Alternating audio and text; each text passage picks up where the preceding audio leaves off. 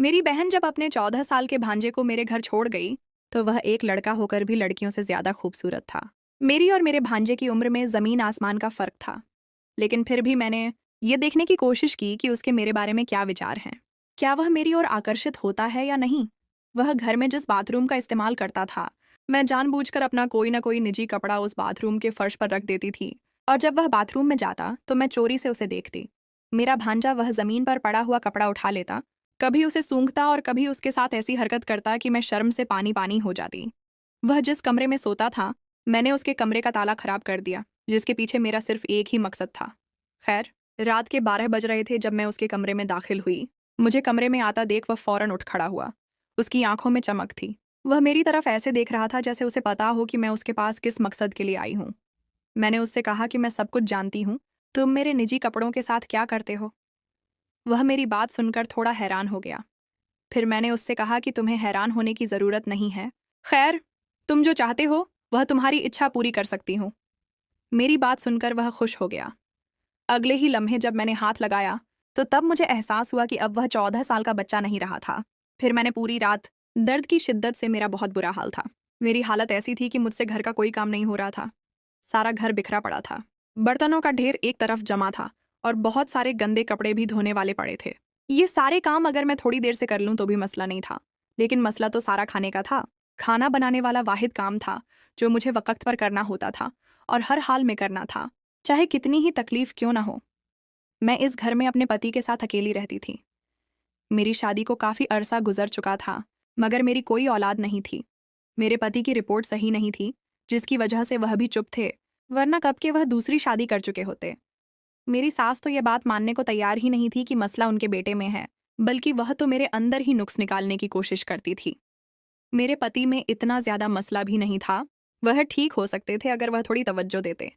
लेकिन मेरे पति की एक ही जिद थी कि मैं बिल्कुल ठीक हूँ। डॉक्टर जानबूझकर गलत रिपोर्ट देते हैं। जिंदगी यूं ही गुजरती रही। मेरे पति सुबह काम पर जाते तो शाम को देर से वापस आते। मैं सारा दिन घर में अकेली होती। घर का सारा सामान भी खुद लेकर आती थी। मेरे पति मुझसे थोड़ा दूर दूर रहते थे। न जाने उनके जहन में क्या चल रहा था, वह क्या चाहते थे, मुझे आज तक समझ नहीं आई थी। लेकिन इतना तो मैं भी समझती थी कि वह औलाद की वजह से है। शायद अंदर ही अंदर खुद को कसूरवार समझते थे। कुछ अरसे बाद मेरी तबीयत कुछ खराब रहने लगी। नाभि के नीचे अजीब सा दर्द उठने लगा। 2-3 महीने तक तो यह दर्द हल्का रहा, लेकिन अब इसने तीव्रता पकड़ ली थी। मैंने कई बार अपने पति से अपनी तबीयत के बारे में बात की, लेकिन उन्होंने ध्यान नहीं दिया। दर्द की गोली खाकर थोड़ा सा आराम आ जाता था। मेरा सबसे बड़ा मसला यह था कि मुझे औलाद नहीं थी। अगर मैं बीमार पड़ जाऊं तो मेरा ख्याल रखने वाला कोई भी नहीं था। मेरे पति का अगर कुछ हो जाए तो मैं उनका खूब ख्याल रखती थी, लेकिन मुझे कुछ भी हो जाए तो मुझे तो कोई पानी पूछने वाला भी नहीं होता था। एक दिन अचानक मेरी बड़ी बहन आ गई। वह बच्चों को लेकर ननिहाल आई हुई थी और वापसी पर मेरे घर चक्कर लगाने आई। मेरी हालत को देखकर वह बहुत परेशान हो गई। शाम का वक्त था और मुझे बहुत तेज दर्द हो रही थी। जब दरवाजे पर घंटी बजी तो मेरे अंदर इतनी ताकत नहीं थी कि मैं उठकर दरवाजा ही खोल लेती। लेकिन शाम के वक्त मेरे पति आते थे, इसलिए मुझे ही उठना पड़ा। लेकिन सामने अपनी बहन को देखकर तो मुझे बहुत सुखद आश्चर्य हुआ। मेरी बहन न जाने कब से घंटी बजा रही थी। अंदर दाखिल होते ही वह मुझसे कहने लगी, तुमने दरवाजा खोलने में इतना टाइम क्यों लगाया। उनकी तरफ देखकर मैं मुस्कुराने लगी और इस बात का कोई भी जवाब न दिया। फिर मैंने उन्हें ठंडा शरबत पिलाया और अपनी सारी कहानी सुना दी। उन्होंने देखा कि दर्द से मेरा रंग ही पीला पड़ गया था। मेरी बहन ने मेरी सारी कहानी सुनी तो सोच में पड़ गई। फिर मुझसे कहने लगी कि मैं जल्दी में हूँ, पर मुझे जल्दी घर पहुँचना है। मुझे घर पर बहुत ज़रूरी काम है। अगर मुझे काम ना होता तो मैं तुम्हारे पास ज़रूर रुकती और फिर तुम्हें डॉक्टर के पास भी लेकर जाती, लेकिन मैं मजबूर हूँ, मैं अभी रुक नहीं सकती। लेकिन फिर अचानक बड़ी दीदी के जहन में ख्याल आया। उनके साथ उनका 14 साल का बेटा भी था। बाजी ने मुझसे कहा कि मैं बेटे को तुम्हारे पास छोड़कर जा रही हूँ, तुम इसके साथ डॉक्टर के पास चली जाना। ये तुम्हारा बहुत ख्याल रखेगा और तुम्हारे घर के काम भी करेगा। अभी इसको स्कूल से छुट्टियां हैं तो इसकी तालीम का भी कोई मसला नहीं है। मैं इसके कपड़े बाद में भिजवा दूंगी। मेरी बहन को मेरी फिक्र थी, इसलिए वह अपने बेटे को मेरे पास छोड़ गई। पिछली बार जब मैंने अपने भांजे को देखा था तो वह 10 साल का था और आज वह अच्छा खासा बड़ा हो चुका था। उसने काफी कद निकाल लिया था और अपनी उम्र से भी बड़ा लगता था। लेकिन वह मेरे साथ इतना फ्रैंक नहीं था क्योंकि हमारी कभी इतनी मुलाकात नहीं हुई थी। खैर, मेरे भांजे ने मेरे साथ रहना शुरू कर दिया और मेरी बहन के कहने पर वह मुझे डॉक्टर के पास ले गया। जाने को तो मैं खुद भी जा सकती थी, लेकिन अकेले जाने से मुझे डर लगता था। मेरा घर आबादी से थोड़ा सा दूर था इसलिए आने जाने में थोड़ी दिक्कत होती थी। मैं उसको लेकर डॉक्टर के पास चली गई। कुछ देर बाद जब मेरी बारी आई तो मैं उसके साथ डॉक्टर के पास अंदर चली गई। डॉक्टर ने मेरे भांजे को एक तरफ बैठने को कहा। वह खामोशी से दूर बैठ गया। डॉक्टर ने मेरा अल्ट्रासाउंड किया और मुझे एक अजीब सी बीमारी बताई। डॉक्टर ने बताया कि यह एक ऐसी बीमारी है जो उम्र के साथ साथ औरत को लग जाती है। 100 में से 10 औरतों को यह बीमारी होती है। इस बीमारी की 2 वजहें हैं और इस बीमारी में औलाद भी नहीं होती। अगर पहले औलाद हो और ये बीमारी लग जाए तो औरतें अक्सर अपनी बच्चादानी निकलवाकर इस तकलीफ से जान छुड़वा लेती हैं। लेकिन अगर औलाद न हो और औरत को औलाद की ख्वाहिश हो तो इस दर्द से छुटकारा पाने के लिए औरत बहुत सारी गोलियां खाती है, जिससे वह अपने दर्द को दबाने की कोशिश करती है। लेकिन फिर भी वक्त के साथ साथ औरत बांझ हो जाती है। ऐसी औरत के लिए ऑपरेशन आखिरी हल है, लेकिन इसमें बहुत सारा पैसा चाहिए। ऑपरेशन के जरिए हम सफाई करते हैं और औरत इस तकलीफ से आज़ाद हो जाती है। चूंकि आपकी औलाद नहीं है, इसलिए मैं आपको गोलियों का मशवरा नहीं दूंगी। इसलिए आप ऑपरेशन करवा लें। आप 2 लाख रुपये जमा कर लें। ऑपरेशन के बाद आपकी जान छूट जाएगी और अगर ऊपर वाले ने चाहा तो औलाद भी हो जाएगी। 2 लाख का सुनकर तो मुझे सांप ही सूंघ गया। इस महंगाई के दौर में अपना पेट भरना मुश्किल था, न कि मैं 1-2 लाख का इंतजाम करती। बिना कुछ कहे खामोशी से उठकर चली आई। सारा रास्ता मानसिक दबाव का शिकार रही। शाम को घर पहुंची तो दर्द से चीख रही थी। मेरे भांजे ने मेरी हालत देखी तो मुझसे कहा कि आप आराम करें, मैं दवाई देता हूँ। भांजे ने मुझे दर्द की गोली और पानी दिया। मैं लेट गई। लेकिन फिर मेरे जहन में ख्याल आया कि मुझे तो अभी घर का खाना भी बनाना है और बहुत सारे काम करने हैं। इतनी तकलीफें होने के बावजूद भी मैं आराम नहीं कर पा रही थी। मैं अभी इन्हीं सोचों में गुम थी कि मेरा भांजा चाय का मग लेकर मेरे कमरे में दाखिल हुआ। उसने मेरे सामने चाय रखी और खामोशी से वापस चला गया। मैंने चाय पी तो मेरे दर्द को कुछ आराम मिला। मैंने पहले भी सुना था कि पेट में दर्द हो तो कोई गर्म चीज़ पीनी चाहिए। फिर मुझे याद आया कि किचन में बर्तन धोने वाले हैं। मैं आराम से उठकर किचन की तरफ गई तो देखा कि मेरा भांजा बर्तन धो रहा था। मैं उसकी तरफ देखकर हैरान रह गई। मुझे देखकर वह कहने लगा, मैं माँ के साथ भी इस तरह के काम करवा देता हूँ। आपको खाना बनाने की कोई ज़रूरत नहीं है। आप मुझे पैसे दें, मैं बाजार से खाना ले आता हूँ। भांजे की बातें मुझे हैरत में डाल रही थीं। वह छोटा सा बच्चा किस कदर समझदार था, जैसे कोई 20 साल का नौजवान लड़का हो। कुछ बच्चे वक्त से पहले ही समझदार हो जाते हैं। मेरा भांजा भी उनमें से एक था। मैंने कहा कि नहीं, तुम्हारे खालू को बाहर का खाना पसंद नहीं है। मुझे हर हाल में ही घर में खाना बनाना पड़ता है, तो मुझे बस बाजार से खाने पीने का सामान ला दो। मैंने उसे पैसे दिए और वह सामान लेने चला गया। थोड़ी देर बाद वह वापस आया तो उसने सामान चेक किया। सब पूरा था, लेकिन एक अजीब सी चीज़ थी जो सामान के साथ थी। मैंने हैरत से देखा, वह फिटकरी लेकर आया था। मैं सोच में पड़ गई कि वह यह क्यों लाया है, लेकिन मैंने उससे सवाल नहीं किया। मुझे लगा वह गलती से लेकर आया है, लेकिन यह एक बार नहीं हुआ, रोजाना ही ऐसा होता था। मैं उससे कुछ भी मंगवाती तो वह साथ में फिटकरी ज़रूर लेकर आता था। मैं वह फिटकरी किचन के कैबिनेट में रख देती, यहाँ तक कि मेरे पास फिटकरी का ढेर लग गया। मेरा भांजा खामोश स्वभाव का लड़का था और मुझ में इतनी हिम्मत नहीं हो रही थी कि मैं उससे सवाल कर सकूं कि आखिर वह फिटकरी क्यों लेकर आता है। अगर एक बार होता तो मैं सोचती कि गलती से हुआ है, लेकिन वह यह काम रोजाना कर रहा था। मेरे भांजे के आने से मुझे ही नहीं, बल्कि मेरे पति को भी आसानी हो चुकी थी। उन्हें भी जब भी कुछ भी मंगवाना होता तो वह भांजे को ही भेज देते थे, वरना पहले जब वह ऑफिस से थके आते थे तो घर में उन्हें कोई काम करना पड़ता तो उन्हें बहुत तकलीफ होती थी।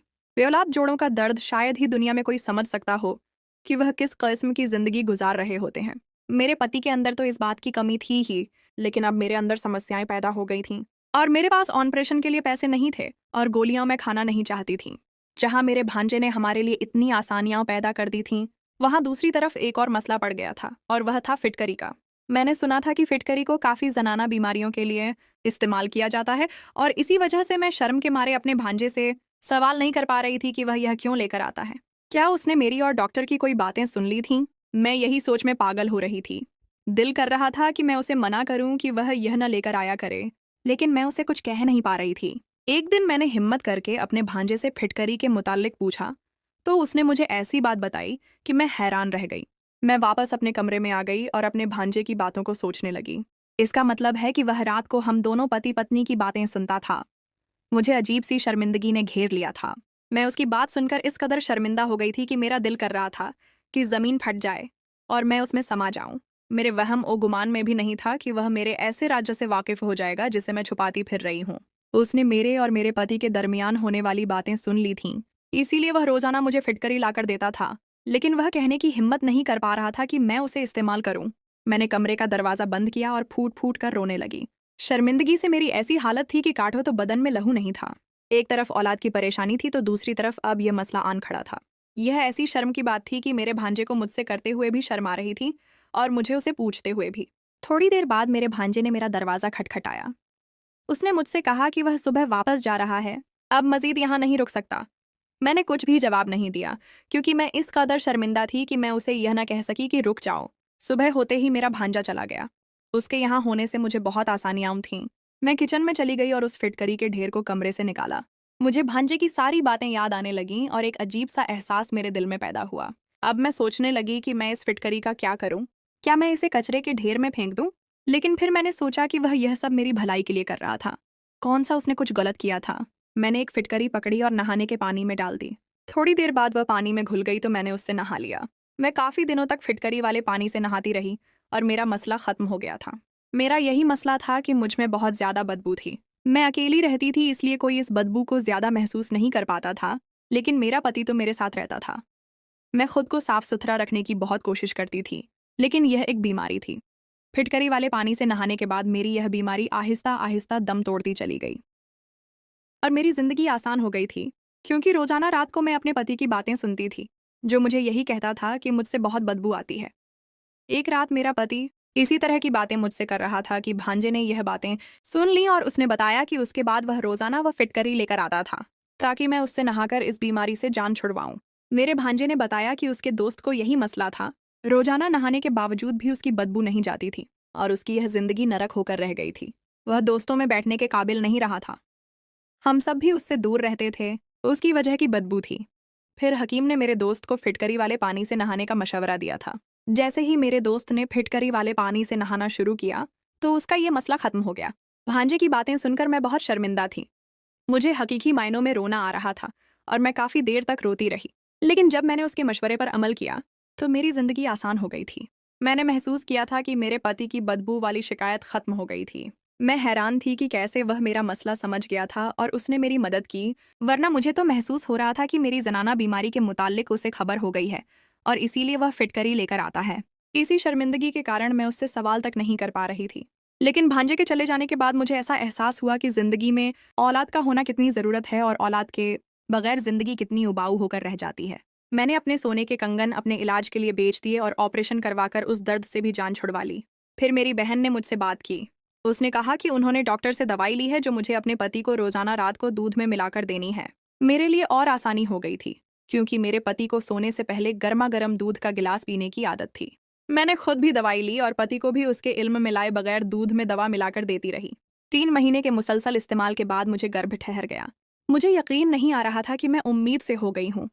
मसला इतना बड़ा नहीं था, सिर्फ मेरे पति को थोड़ा सा इलाज करवाना था जिसके लिए वह राजी नहीं हो रहा था। लेकिन भगवान ने मेरी झोली भर दी और मुझे बेटा पैदा हुआ। फिर मेरे पति ने मुझसे कहा कि भांजे के जाने के बाद उन्हें भी एहसास हो गया था कि औलाद के बगैर इंसान की कोई ज़िंदगी नहीं है और औलाद कितनी ज़रूरी है, और भगवान का शुक्र है कि उसने हमें औलाद दे दी। उसके बाद हमारे यहाँ 2 बच्चे और हुए। अब हम सब हंसी खुशी ज़िंदगी गुजार रहे हैं और अपनी ज़िंदगी को एंजॉय कर रहे हैं। दोनों पति पत्नी दोस्तों, कहानी पसंद आए तो वीडियो को लाइक करें और अगर आप चैनल पर नए हैं तो चैनल को भी फ़ौरन सब्सक्राइब कर लें।